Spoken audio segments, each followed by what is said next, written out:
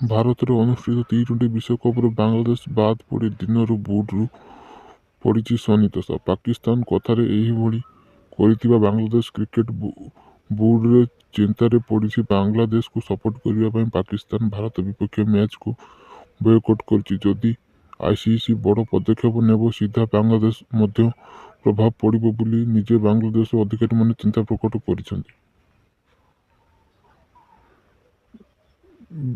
ବିସିବିର ଜଣେ ବରିଷ୍ଠ ଅଧିକାରୀ କହିଛନ୍ତି, ଯଦି ଭାରତ ପାକିସ୍ତାନ ମ୍ୟାଚ୍ ଅନୁଷ୍ଠିତ ନ ହୁଏ ତାହେଲେ ଆଇସିସି କ୍ଷତି ସହିବ।